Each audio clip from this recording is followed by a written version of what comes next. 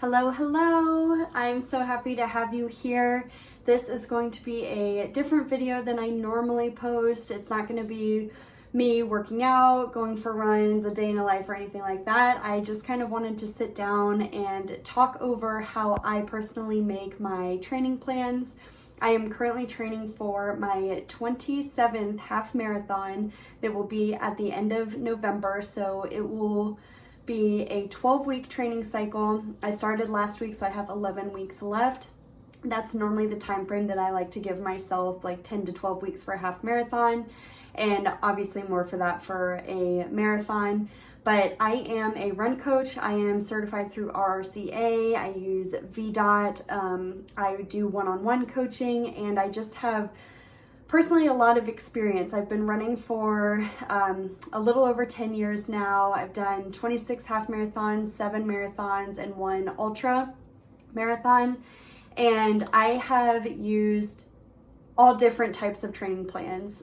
Some of my favorites, I would just get free Hal Higdon plans off his website, which are great. And he has like beginner, novice, beginner, advanced, intermediate. He has different levels depending on like what level runner you're at right now. If you're running your first half marathon, if you're running your 20th. And I really like his free plans. So I'm just gonna put that out there. I love one-on-one coaching because of how personal it can be. And I am a huge believer in the fact that running should ebb and flow with your life. It should not be any sort of a chore or punishment, and we all have other responsibilities going on. Me personally, I work full-time. I have 3 kids, all under the age of 4. I'm married, I have a house. It's just, it gets a lot. So as much as I love running, as much as I would love running to be my number one priority all of the time, that's just not reality for most of us. And so that's why I became a run coach, and that's how my mindset is going into training. So I will just start off going with, I am not a runner that runs 6 days a week. So I get injured. I've done that before. I've ran myself into the ground, and I don't run more than 3 to 4 times a week because my body just doesn't like it. So I want to put that out there. Training plans should be different for everyone because everyone's body is different. Everyone's impact is different when they're running. Everyone's endurance and strength is different. You may have strength in areas that others don't. I'm just going to put that out there. So this is what I do for myself. It is a lot of trial and error. So I want you guys to do the same for yourself. And if the way that my training or the way that I make a training plan doesn't work for you, that's when you need to start kind of pulling, you know, areas from different training plans together. So that's kind of what I did. I used Hal Higdon training plans for years, had a coach for a little bit, didn't really like their coaching style. So then I just went back to the drawing board and said, okay, what do I like from each of these different areas? You know, Runner's World gives you free training plans. You can find a whole bunch of training plans, even for like $20 to $30. You could pay for just like a generic training plan. So I did a lot of trial and error. What works for me? I've had a lot of injuries. I've had a lot of burnout. I've had a lot of everything when it comes to running. Okay. So, I want you guys to find what works for you. This is just what I am doing for myself and what I have found that works for me.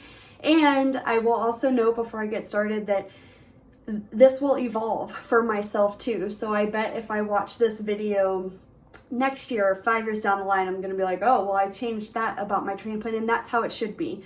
You should never be doing the same training plan for this, you know, different distances, different lifestyles. Your life changes, so your running has to change with it. So, okay, starting off with, I normally keep my runs 3 to 4 times a week.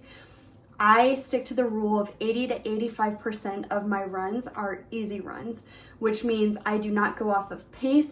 I do not do any sprint finishes. I don't have any progression. Easy is not a pace, it is an effort.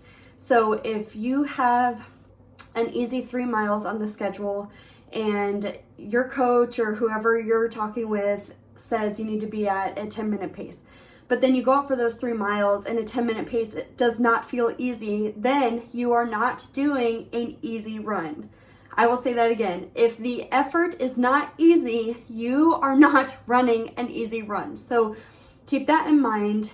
So if I'm running, let's say I'm running 3 times a week right now, 2 out of 3 of those runs will be easy runs, which means I go out for let's say 3 miles, and I do not worry about my pace. As long as my body feels easy and it feels in the rhythm of the easy effort, that is an easy run. So just so you know, pace is not,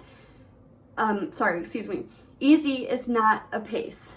It is an effort. So you can have a pace range. You can use pace ranges as a tool or a resource to find out where your easy effort is, but you should never be pushing for a certain pace for an easy run. So now that I'm off my soapbox there, I run 3 times a week for this training period. 2 out of 3 of those runs are easy runs.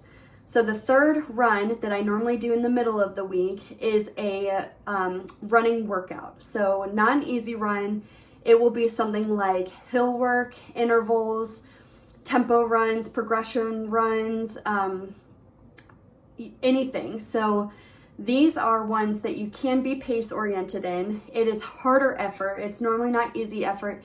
And these are things that you're building off of. So like if I wanted to build strength in my running and also work on my form, I would focus on doing hill work. And I also want to say, I will write this out because now that I'm talking, I'm going to have to show you in a calendar format on what I like to do. So I'm going to get that ready and we're going to go that route. I just want to put it out there that you do not have to be fancy with your training plan. Grab a piece of computer paper, printer paper, and this is what I do. So I like to start my weeks on Monday because I normally do my long run either Saturday or Sunday. So you can start it on Sunday if you'd like. It's completely up to you. I always go Monday first and go through. So this is going to be 4 weeks. So just draw the grid out. 4 weeks of training plan. So this will be like the 4 weeks of September. So to talk you through this, I said this training plan, I am doing 3 runs a week, which means 2 of them will be easy runs. So I know that 1 easy run will be on the weekend because my long runs are always easy. So I'm going to do Saturdays for this one. So I'm going to do long run. And I also want to point out that your long run can be in mileage, like distance. It can also be timed. So what I like to do is alternate back and forth, and it just helps my mindset and it just helps me kind of get in the groove. So let's say this first Saturday coming up, my long run's going to be 6 miles. But then the Saturday after that will still be a long run, but it will be 60 to 75 minutes, something like that, or like an hour to an hour and 15, however you want to say it. And I just go back and forth. So like in a training plan for a half marathon, I do 1 10-miler, and I will also do like the week before my 10-miler, I will do like an hour and a half long run. So again, you're not shooting for a certain distance. It's just you going out there and running easy for an hour and a half or however long. So just putting out there, you don't have to go off of that. I like to alternate between the 2. So Saturdays, long run. So then you can pick your distance. So depending on where you're at, I have built my base to about 4 to 5 miles. So my first couple long runs will be 5 miles-ish around there, grow to 6, grow to 7, grow to 8. I'll do another video if you guys are interested in this in terms of how you want to build your endurance through the plan. So you don't want to jump like 6 miles to 10 miles. That could cause injury, especially if you're just starting out. So this is just how I make a training plan. This isn't like a specific mileage training plan because that will be different for everyone. I'll go into that in another video. So long runs will be on Saturday for me. So that leaves 1 more easy run. So I am going to do an easy run on Tuesdays. So easy run, easy. And again, those will be like 3 miles easy, 30 minutes, 45 minutes, that type of thing. And so I have my 2 easy runs on my schedule. So I'm going to do 1 quality hard workout run. And I like to make those on Wednesdays. So these will be what I call running workouts.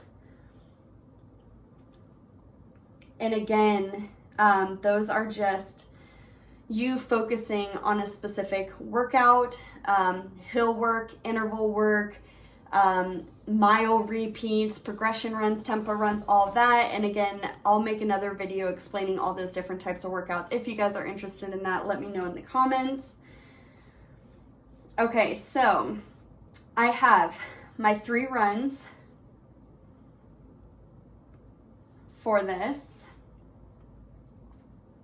And again, you may have 4 to 5 runs on your training plan. I am only 5 months postpartum now, and so I am taking it very easy. I am not running for a certain pace or a certain goal, so that's why my plan is only 3 runs a week. If you are in a different stage of your life and you're running 4 to 5 times a week, make sure that at least 3 of those are easy runs and the other 1 to 2 runs are running workouts. So just go off of that, like 80 to 85% of your runs should be easy. And then you can calculate that based off of, okay, I can run 4 times a week. So 3 of those will be easy, 1 of those will be hard, you know, that type of thing. Okay, so boom, I have my runs on the calendar. I am also someone that loves to strength train and cross train. The strongest I've ever felt as a runner and when I got all my PRs was when I was doing other things than running. So I'm just putting it out there. It may not work for you, but my body loves variety. So I like to keep that variety even though I am training. I want to make sure that I'm still able to do a Peloton bike ride, strength work, everything like that. And again, it's complementing your running, but it's still getting that variety, working different muscles, and inevitably making you stronger. So because my long runs are Saturdays, I'm going to give Sundays my rest day, which means Monday will be my strength and cross training day. I also just like to start Mondays with something that's like fun. Like running is so much fun for me, but just kind of like something new to kickstart the week. So I'm just going to do cross training, and this can be going for a hike. This can be elliptical at the gym. This can be a bike at the gym, or if you have a bike, go for a bike ride. This could be, you know, if people go to Orange Theory, if people go to CrossFit, you know, that type of thing. And it can be a strength workout, or what sometimes I like to do is do like a 20-minute bike ride with a strength workout on these days. So again, you can have fun with it, but just make sure it's no running. When I add cross training days to the calendars of my runners that I coach, all it says is have fun, just no running. So cross training means no running. Every other workout is open for you. Okay, so boom. I have Mondays, cross training days, Tuesdays, easy run days, Wednesdays, hard workout days. So VDOT, the platform I use, likes to call those quality sessions. I haven't put in Thursday, Friday, but Saturday will be my long run and Sunday will be my rest day. So Thursdays, I have a lot going on at work and with the kids, so I take those as a full rest day. I always like to have at least 1 to 2 days, 2 if I'm not training, 1 day when I am training, of absolutely no workout. You can go for a walk and stuff like that, but it should not get your heartbeat going. You should not be like exerting your body in a workout type of way. So Thursdays are rest days for me, putting that in there.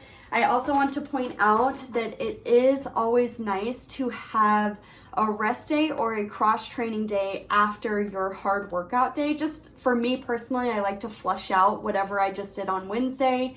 I also want to say, again, this may work for you, but I have never had any luck doing strength training on Thursdays after my Wednesday hard run days. So again, your body may feel completely fine, but I normally wear my body out on these Wednesdays to make it stronger. So Thursdays, my body's not ready to work hard again. So again, you may be different, but this is what I said at the beginning of the video, trial and error. Take what you're learning from other training plans, feel your body, know what works for you, and kind of combine them all together.